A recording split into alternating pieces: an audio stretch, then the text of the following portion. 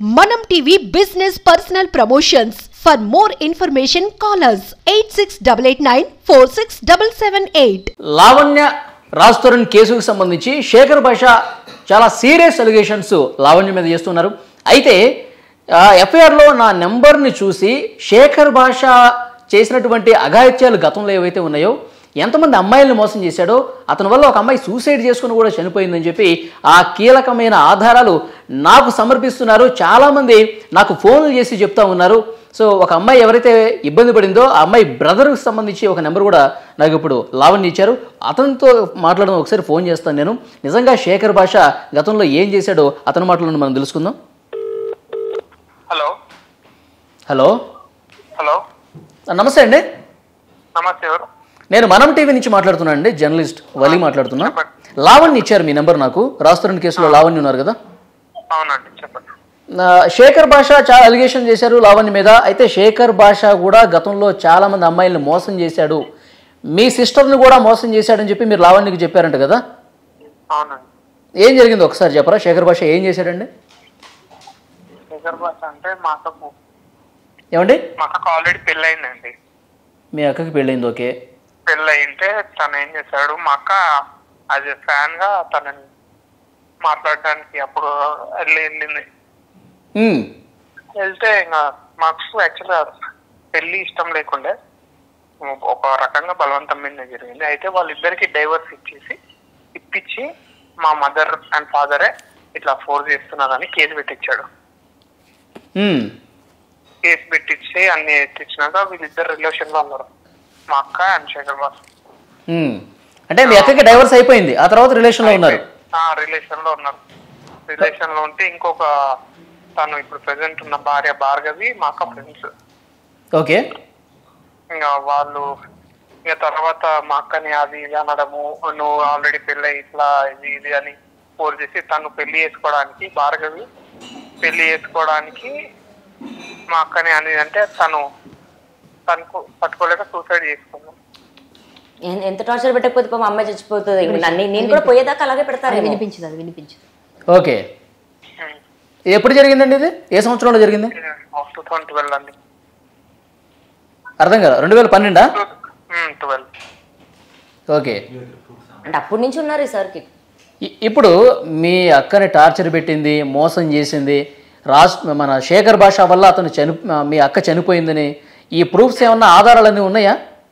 అంటే తను వాళ్ళిద్దరు రిలేషన్ లో ఉన్నప్పుడు ఫొటోస్ ఒక 2 ఫొటోస్ ఉన్నాయి అంతే. నా దగ్గర ఏం లేవు. మేము అతని మీద వాస్తవానికి అతని మీద కోపం కూడా మాకు లేకుండే. కొన్ని ఇయర్స్ తర్వాత శేఖర్ భాష వల్ల మోసపోయిన ఒక అమ్మాయి మా ఇంటికి వచ్చి ఇట్లా మీ కూతురికి అన్యాయం జరిగింది, నా దగ్గర 2 ఫొటోస్ ఉన్నాయి, నాకు మీరు హెల్ప్ చేయండి అన్నట్టు అంటే అప్పటికి మా పరిస్థితి బాగాలేకుండే, మేము తనకి ఏం హెల్ప్ చేయలేకపోయాం. కాదు, మీ అక్క సూసైడ్ చేసుకుని చనిపోయింది కదా మీ అక్క?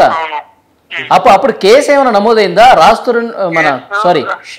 శేఖర్ భాష మీద ఏమైనా చర్యలు తీసుకోలేదండి. అప్పటికి మాకు శేఖర్ భాష అని ఇలా చేశాడన్నట్టు కూడా మాకు తెలియదు. ఏంటంటే తిను డైరెక్ట్ సూసైడ్ నోట్ రాసింది, నా చావుకి ఎవరు కారణం కాదు, ఎవరిని ఏమనకండి అది ఇదని సూసైడ్ నోట్ రాసింది. తన చేట్ రైటింగ్ నేను గుర్తుపడతా, డెఫినెట్లీ మా అక్కనే రాసింది అది. కానీ ఆ తర్వాత కొన్ని ఇయర్స్ తర్వాత ఈ భార్గవి అండ్ శేఖర్ భాష మధ్యలో ఏదో రిలేషన్ వల్ల మా అక్క డిస్టర్బ్ అయింది, తర్వాత ఏదో జరిగింది అని ఒక అమ్మాయి వల్ల తెలిసింది. ఈవెన్ అతను మా అక్క తను రిలేషన్ లో ఉన్నట్టు వాళ్ళ దిగిన ఫొటోస్ కూడా, ఇద్దరు చాలా క్లోజ్ ఉన్న ఫొటోస్ కూడా ఆ అమ్మాయి ఇచ్చింది. అప్పుడు పట్టించుకోలేదు. తర్వాత ఇంకొక అమ్మాయి కూడా అలానే రావడము, అయితే ఇది డెఫినెట్లీ ఏదో జరిగింది అనేది అయితే ఉంది. ఓకే. మీ దగ్గర ఉన్న ఎవిడెన్స్లు, ఫోటోలు అంటున్నారు కదా, ఒకసారి ఈ నెంబర్కి సెండ్ చేయండి ఒకసారి. యాక్చువల్ లావణ్య గారికి వాళ్ళకి పంపించాను ఆల్రెడీ. పంపించారా? సరే. ఇంకా అంటే ఇప్పుడు ఎందుకు చనిపోయింది అంటే ఎవరు కారణం కాదని లెటర్ రాసింది మీ అక్క, కానీ ఏదో ఒక బలమైన రీజన్ తోనే చనిపోయి ఉంటుంది కదా? అదే అండి, అప్పుడు కూడా అనుకున్నాను. కానీ అప్పుడు మా ఫాదర్ పెరాలసిస్ పేషెంట్ ఉండే, నేను నా ఏజ్ అప్పుడు 2012లో 10th క్లాస్ అలా ఉన్నా. అప్పుడు నాకు ఏది ఆలోచించేంత శక్తి కూడా లేకుండే. అసలు మా అక్కని చనిపోవడం చూసి తను శేఖర్ భాషనే నన్ను తీసుకెళ్లి అక్కడ డైరెక్ట్ అపార్ట్మెంట్ లో వదిలేశాడు. అక్క ఈ రూమ్ లో ఉంది, పలానా రూమ్ లో ఉంది అని వదిలేస్తే నేను నడుచుకుంటూ వెళ్ళి ఆ ఏజ్ లో నాకు అసలు అక్క చనిపోవడం అనేదే తట్టుకోలేని స్టేజ్ లో ఉంది. అక్క అయిపోయి ఏదైనా అక్కని తెచ్చుకోవాలని ఆలోచించినాం అంతే తప్ప ఇలా పలానా వాళ్ళ మీద కేసు ఇవ్వాలి అని అవన్నీ లేకుండే. తర్వాత ఎవరో వచ్చి చెప్పి ఈ సమాచారం అంతా మీకు ఇచ్చారంటున్నారు కదా? అవునండి. అప్పుడేంటి, అప్పుడు యాక్షన్ తీసుకున్నారు మరి ఏమన్నా? ఆమె నెంబర్ ఉందా? అప్పుడు ఏమైందంటే అడగడానికి ట్రై చేసాము, అయితే అమ్మాయి మళ్ళీ మాకు రెస్పాండ్ కాలే. అమ్మాయి నెంబర్ డిలీట్ చేసిందా మరి అసలు ఎక్కడ పోయిందో అర్థం కాలేదు. అయితే కేసు వేద్దాం అనుకున్నాం కానీ పోలీసు వాళ్ళు కూడా అతనికి ఒకసారి మా నాన్నని ట్రాన్స్పోర్ట్ అతను ఎవరో బాగా క్లోజ్ పరిచయం శేఖర్బాషాకి. తను సంతోష్ నగర్ లో ఉన్నప్పుడు మా డాడీని కొట్టించడానికి వస్తే మా ఇంట్లో నుంచి కూడా పారిపోయిన రోజులు ఉన్నాయి. ఓకే. ఆ ఇన్సిడెంట్ తర్వాత మళ్ళీ ఇంకెవరు మనకు ఆ సపోర్ట్ చేయరు. మా అక్క కూడా డైవర్స్ తీసుకుంది కాబట్టి ఎవరు నమ్మరు. ఇంకా మా ఫ్యామిలీలో కూడా ఇంకా డైవర్స్ తీసుకుంది, అంత మంచి హస్బెండ్ ని డైవర్స్ తీసుకుంది అని అదే ఉంది తప్ప ఎవరికి తను స్ట్రగుల్ అయిందా ఏమైందా అని ఈయన మోటివేట్ చేయకుండా అదే మా అక్క ఇంకొక అతనితో ఉండింటే మేబీ సర్వైవ్ అవుతుండే. ఇప్పుడు లావణ్యకి మీరే ఫోన్ చేశారా లేకపోతే ఎట్లా? ఇప్పుడు మాట్లాడడానికి రీజన్ ఏంటి? ఇప్పుడు యాక్చువల్ లావణ్య గారు అంటే నాకు యాక్చువల్ ఎవరో కూడా తెలియదు. ఈవెన్ రాస్తారు ఏదో టీవీలో చూడటం తప్ప నాకు. అయితే ఒక అమ్మాయి మా ఇంటికి వచ్చింది అనమాట. ఇలా ప్రతి ఒక్క అమ్మాయిని మోసం చేస్తున్నాడు అన్నయ్య, ఎవరికి చెప్పుకోనివ్వకుండా పెళ్ళైన వాళ్ళని టార్గెట్ చేసి వాళ్ళ లైఫ్ లోకి వచ్చి ఇన్వాల్వ్ అయిపోయి వాళ్ళని అన్ని ఎవరికి ఇంకా వాళ్ళ ఫ్యామిలీకి దూరం చేసి వాళ్ళు ఎవరు ఏం చెప్పినా నమ్మకుండా చేసి అందరితో ఆడుకుంటున్నాడు అది అని చెప్పింది. ఎవరు చెప్పింది? విక్టిమ్స్ నేమ్స్ పేర్లు పేరొద్దు. అంటే ఎప్పుడు చెప్పారు? ఆల్మోస్ట్ ఒక 1 month అలా అవుతుంది. 1 month 2 weeks అలా అవుతుంది. ఇలా అవుతుంది, ఇదంతా జరిగింది. మీ అక్క మ్యాటర్ లో కూడా అదే అయింది. ఇంకొక అమ్మాయి మా ఇంటికి వచ్చింది అని చెప్పాను కదా, తను కూడా చనిపోయింది అని ఏదో అన్నారు. తను మరి తను ఎవరు ఏంటి అమ్మాయి పేరు నాకు తెలీదు, ఎవరు తెలీదు. అది కూడా 2016 లో. మళ్ళీ ఇప్పుడు ఇంకొక అమ్మాయి ఇలా అంటే కనీసం వీళ్ళు 2-3 ఏదో ఒకటి చెప్పుకోవడానికో ఏదన్నా ఇలా అవుతుందని ప్రూవ్ చేసుకోవడానికి ట్రై చేశారు కానీ ఎవరు రావట్లేదు అతనికి భయపడి అని చెప్పి. ఓకే అండి. ఓకే, మీ దగ్గర ఇంకేమైనా ఎక్స్ట్రా ప్రూఫ్స్ ఏమైనా ఉంటే కూడా సెండ్ చేయండి, సరేనా? ఓకే. ఇప్పుడు చెప్పండి సార్, శేఖర్ భాష గారు మగవాళ్ళ తరపు నిలబడతారు. 2 అమ్మాయిలు చావు కారణం అయ్యాడు ప్రత్యక్షంగా పరోక్షంగా ఆయన చెప్పిన దాన్ని బట్టి. అంటే వాళ్ళ అక్క చనిపోయిన పెయిన్ ఉంటది కదా ఆయనకి, సొంత అన్నయ్య ఆయనే వచ్చి చెప్పాడు ఎలా వచ్చినా. ఇప్పుడు శేఖర్ భాష గారు ఈ అమ్మాయిని ఒక మాట అన్నాడు, అనుకోండి మాట, మీకు తెలుసు నాకు తెలుసు అందరూ విన్నారు, అదే నాకు హట్ అయింది. వీళ్ళిద్దరు పర్సనల్ గా వైఫ్ అండ్ హస్బెండ్ అని ఆమె చెప్తుంది కాబట్టి వాళ్ళు తేల్చుకునేది కోర్టులో తేల్చుకుంటారు. వాళ్ళ విషయంలో మనం వేలు పెట్టక్కర్లే, ఎందుకంటే మొగుడు పిల్లల విషయంలో ఎవరు దూరారు జనరల్ గా. ఒకవేళ అయినా వాళ్ళు ఎవరు వచ్చారు కాబట్టి ఓపెన్ అయింది కాబట్టి ఓకే.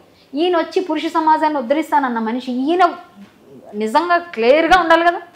శేఖర్ భాష మరి నిన్న లేదంటే నేను కూడా పురుష కమిషన్ వస్తుందని, పురుష కమిషన్ వస్తే ఫస్ట్ ఈయన లోపల వేసేస్తారు ఫస్ట్. ఎందుకంటే అవతల వచ్చి వీళ్ళు వేస్తారు. చెప్తున్నాను, పురుషులకైనా సరే స్త్రీలకైనా సరే క్లియర్గా ఒకటే ఉంటుంది కదా. ఓకే, న్యాయమే కదా. ఇప్పుడు శేఖర్ భాష వల్ల మా అక్క చనిపోయిందని చెప్పి ఇతను చెప్తున్నాడు. అసలు ఒరిజినల్ గ్రౌండ్స్ ఏంటనేది కూడా ఆయన ఉద్దేశం క్లియర్. మీరు విన్నారా? ఆయన పెళ్ళైన ఆడవాళ్ళనే టార్గెట్, పెళ్ళైన ఆడవాళ్ళ టార్గెట్ అంటే ఈయన వైపు అకౌంట్లో ఏం పడకూడదు. మీకు అర్థమవుతుందా?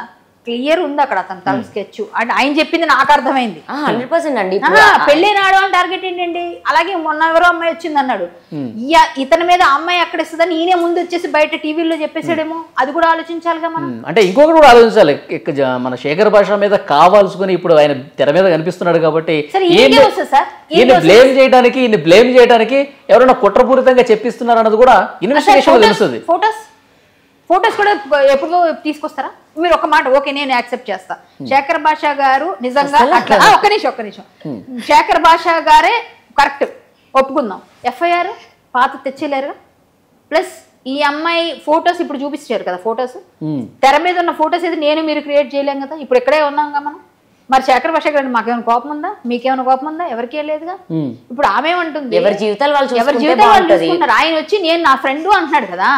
ఇప్పుడు ఒక అమ్మాయికి అన్యాయం చేసి ఒక మాట అన్నావు, నువ్వు తప్పు మాట అన్నావు అంటే నేను తప్పు కాదన్నాడు. చాలా పెద్ద మాట అది, చాలా పెద్ద మాట అన్నాడు ఆయన. అలాంటి మాట ఒక ప్రాస్టిట్యూట్ ను కూడా, నువ్వు ప్రాస్టిట్యూట్ అంటే తప్పే జనరల్ గా, అలాంటిది ఇతను అంత పెద్ద మాట అన్నాడు. వెళ్ళి ఆమె ఇష్టం, ఆమెకి ఏదో పడ్డది, ఓకే సరే, అమ్మాయికి అది కేసులు కోర్టులు అన్నీ అవుతాయండి. ఈయన వచ్చి ఇన్వాల్వ్ అయ్యి ఈయన చేసిన పనులు ఏంటి అంటున్నాను. ఇప్పుడు నాకు అదే ఆన్సర్ చెప్పండి. ఇప్పుడు ఈయన కరెక్ట్ గా ఉంటే ఇద్దరు అమ్మాయిలు చావు కారణం అయ్యావు, డైరెక్టా ఇండైరెక్ట్ గా అనవసరం. ఓకే, వీటన్నిటికీ ఆయనే సమాధానం చెప్పాలా? ఇప్పుడు లావణ్య గారి కేసు కాబట్టి ఆమె వచ్చి మాట్లాడుతున్నారు, సో ఆయన మీద అలిగేషన్స్ ఉన్నాయి కాబట్టి ఆయన కూడా వచ్చి మాట్లాడారు. నిన్ను అడిగాడు నన్ను ఒక డిబేట్ లో, మీ దగ్గర ఏం ప్రూఫ్స్ ఉంటే చూపించండి అని అడిగాడు. ఓకే, ఇప్పుడు భగవంతుడు వెంటనే చూపిస్తాడు అన్నట్టుగా నేను అనుకోకుండా నాకు తెలియదు ఇవాళ ప్రూఫ్ వస్తుందని. ఆ ప్రూఫ్ పట్టుకుని అమ్మాయి డైరెక్ట్ వచ్చింది. మనం రేపే మరొక స్పెషల్ లైవ్ పెట్టుకుందాం. లావణ్య, మీరు అండ్ శేఖర్ భాష ఇద్దరు కలిసి ఆయన మీ మీద చేసిన రాజుని తెచ్చుకోవాలి. నా ఊహలకి రాజే కాదు అతను, నా జీవితంలో కూడా రాజు. లేదా నేను మా ఇంటికి వెళ్ళిపోయి, నేను ఇప్పుడు నా రాజు ఎక్కడ ఉంటే అదే అక్కడికి వెళ్ళిపోతాను. వాళ్ళు ఏదైతే చూపించాలి అంటే డైరెక్ట్ గా కౌంటర్ ఇద్దామని వద్దా, డైరెక్ట్ గా కౌంటర్ ఇద్దామని ఆలోచన లేదా? అసలు నాకు అసలు మీరు ఇప్పుడున్న విల్లాని, మీ విల్లాని దొబ్బేద్దామని చూస్తున్నారంట. కుక్క అంత వాగుంటుంటది, రోడ్డు మీద వెళ్తే కరిసింది అనుకుంటాను అంటే ఆయన కుక్క కాదు, మళ్ళీ ఎగ్జాంపుల్ చెప్పంతే. రాస్తారండి, వెళ్ళగొట్టేశారు, ఇల్లు అనుకుంటున్నారు. మీరు మీ లాయర్ ఇంకొంతమంది కలిసి కుట్రపడినా సరే, మీరు ఇప్పుడు పెళ్లి అయిపోయింది కాబట్టి ఏదో రకంగా వదిలించుకోవాలని చెప్పి రాస్తారని కూడా అనుకుంటున్నాడు కాబట్టి భరణం కింద ఆ విల్లా ఏదైనా కొట్టేసి ప్లాన్ చేస్తుంది అని చెప్పి ఆయన అలిగేషన్. సార్ ఒకటండి, భరణం కింద కొట్టేసిన అవసరం లేదు. యాక్చువల్ గా ఆమె గారు నిజంగా ప్రూవ్ అయ్యన్నీ అయితే ఆమెకి అబ్బాయి కాంపెన్సేషన్ ఇవ్వాల్సిందే. 2 months ago ఇవ్వాల్సిందే. అమ్మాయి అడగండి, ప్రూఫే చూపిస్తా. 2 months ago నేను రాజుని ఇంకా రావా ఇంటికి అని అడిగినప్పుడు ఒక 2 రోజులు సాగదీసి నేను రాను, ఇక్కడే ఉంటాను అంటే, మరి నా పరిస్థితి ఏంటి అని అంటే, ఇక్కడ పెట్స్ నాట్ అలౌడ్ కదా, let them stay there only అని అలా మా డిస్కషన్ ఇంకా స్టార్ట్ అయ్యి, నేను ఇల్లు రాసిస్తాను నీకు, మంత్లీ 1 lakh మెయింటెనెన్స్ ఇస్తాను, బట్ నేను రాను అన్నాడు. ఏంది అని ఇంకొంచెం చెప్పండి. ఇల్లు రాసిస్తాను, ఇల్లు రాసి 1 lakh మెయింటెనెన్స్ ఇస్తాను, నేను రాను అన్నాడు. మంత్లీ 1 lakh మెయింటెనెన్స్ ప్లస్ ఇల్లు. ఎగ్జాక్ట్ గా 20 days బ్యాక్. లేదా నేను కేసు పెట్టే ఫస్ట్ నా వీడియో వచ్చిన 2 days బ్యాక్ అనుకోండి. కేసు పెట్టిన తర్వాత పెట్టి 2 days బ్యాక్. అదే ఫస్ట్ వీడియో వచ్చిందా, వచ్చాడండి లైన్ లోకి. కాదు, నేను ఎందుకు వచ్చాను కేసుకి అంటే, నాతో డైరెక్ట్ గా ఇంకా రాను అన్న వర్డ్ అది లాస్ట్ చెప్పడం, కన్ఫర్మేషన్. 2 months తర్వాత వచ్చే ముందు మీరు కేసు పెట్టలేదండి, పిఎస్ లో కేసు పెట్టలేదు అప్పుడు అన్న మాటలా ఇవి? పెట్టక ముందు 2 days. సో ఇంకా అప్పుడు ఇంకా తప్పక ఇంకా రాను అని చెప్పేశాడు కాబట్టి వెళ్ళి నా జీవితం ఇలా అవడానికి కారణం మాల్వి అని పెట్టాను. ఎందుకంటే ఆ 2 days మళ్ళీ ఫోన్ ఓపెన్ చేసి చూసాను. అప్పుడు మళ్ళీ ఏం చూడను, బేసిక్గా జనరల్ చూడను. ఓపెన్ చేసి చూస్తే వీళ్ళు టచ్లో ఉన్నారు అని నాకు అర్థమైంది. ఓకే, ఇతను రాను అనడానికి కారణం నా డ్రగ్స్ కాదు, ఈవిడ అని నాకు అర్థమయ్యి స్టేషన్కి వెళ్ళాను. ఇప్పుడు ఎక్కడున్నాడు రాజు తరుణ్? ఇప్పుడు మరి 4 days నుంచి నాకు తెలీదు. 4 days ముందు చండీగఢ్లో ఉన్నాడు మాల్వితో హోటల్లో. చండీగఢ్ అమ్మాయి ట్రాకింగ్ లో ఉంది. అబ్బో, అదే ఆ ఫోటోలు వీడియోలు అన్నీ కూడా సేకరిస్తున్నారు కదా. ఏమీ లేదండి, నేను ఏమీ చేయలేదు, అన్నీ దీంట్లోనే ఉంది. వాస్తవానికి ఏమీ చేయలేదు. మళ్ళీ అంటే హ్యాకింగ్ అని అంటున్నారు. అంత పెద్ద మాటలు కూడా ఎందుకు, అంత పెద్ద పెద్దవి కూడా అంటే ఏవైతే బ్యాడ్ అంటే నెగిటివ్ ఉన్నాయో నిందలు అవన్నీ. ఓకే, బట్ వాస్తవానికి ఏమీ లేదు. ఇది తన ఫోనే, తన పాస్వర్డే ఉంది. వాళ్ళది వాళ్ళ తాతగారిది ఫోటో కనిపిస్తుంది. ఇది దీంట్లోనే తన ఫొటోస్ కూడా ఉంటాయన్నీ. నేను ఏవి కూడా ఇందులో లేనివి తీసుకురాలేదు. ఇందులోనే మీకు ఇప్పుడు మనం టీవీ ద్వారా మాల్విది రాస్తారుంది ఒక వీడియో ఇద్దాం. ఏమని రెడీ పట్టుకొచ్చింది. ఇక మళ్ళీ ఎవరితో ఫోన్ అనుకున్నారు, రాజ్దే. ఇప్పుడు మా ఇంట్లో ఉన్నప్పుడు ఇప్పుడు 21st November వెళ్ళిపోయినోడు 2023 కోకాపేట లొకేషన్తో సహా వస్తుంది. ఎందుకు వస్తుందండి? మరి దివాళీ ఎక్కడ చేసుకున్నాం? ఇదిగోండి రాజ్ ఫోన్లో నేను